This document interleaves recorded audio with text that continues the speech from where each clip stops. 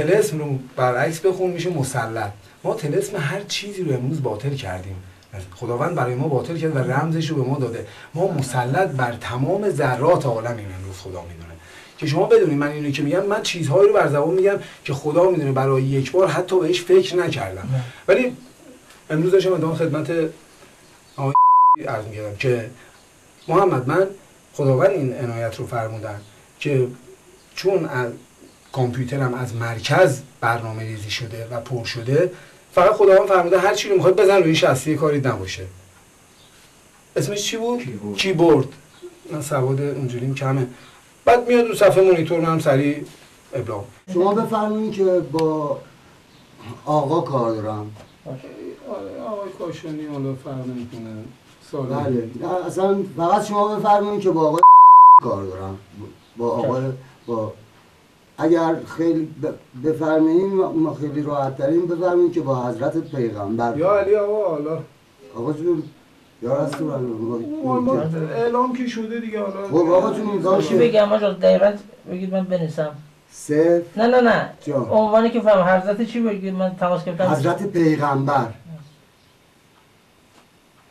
پیغمبر آخر زمان. یکی میاد اینجا میگه که آقا تو جیب ما بگو چیه، اگه تو پیغمبری بگو تو جیب ما چیه. گفتم ما رو با دیوید کاپرفیلد اشتباه گرفتی. ما اون چیزی که خداوند امر بفرماید ما انجام میدیم و اون چیزی که لازم و باید و شایده ما برای قطع ید ابلیس اومدیم روی زمین. یا رسول الله اینجا نیستم. اینجا نیست. ایراد نداره. باشه. مقوله رسالت انبیا با خلقت بشر آغاز شده و با تکمیل دین و نزول آخرین دستورات الهی به پیامبر خاتم حضرت محمد مصطفی صلی الله علیه و آله و سلم به اتمام رسیده است. ولی از همان آغازین روزهای اشاعه دین مبین اسلام از گوشه و کنار بلاد اسلامی جمعی سودجو و دنیا طلب با هدف رسیدن به امیال دنیایی خیش ادعاهای واهی و کذبی را مطرح کرده و عده‌ای ساده‌لوح و فریب خورده را نیز به دور خود گرد آوردند. در بعضی از این موارد اشخاصی ادعای نبوت می کنند که پیش پا افتاده ترین علوم را نیز ندانسته و افرادی را هم به مرام کذب خود دعوت نموده و حتی از آن هم فراتر مدعی پدری ابناء بشر از زمان خلقت تا روز قیامت می شوند. پدر من و همسرم پدر و مادر همه نوع زمین بشر روی زمین. چرا؟ یکی از من پرسید، گفت تو که پدر آدم و حوایی، تو که پدر هابیل و قابیلی، بگو تو گفتی ما 2 تا پسر داشتیم 1 دختر، اسم دخترت چی بود؟ گفتم آفرین چه زیبا، بالاخره یکی پیدا شد اسم دخترمون. گفتم اسم دخترم دختر بود.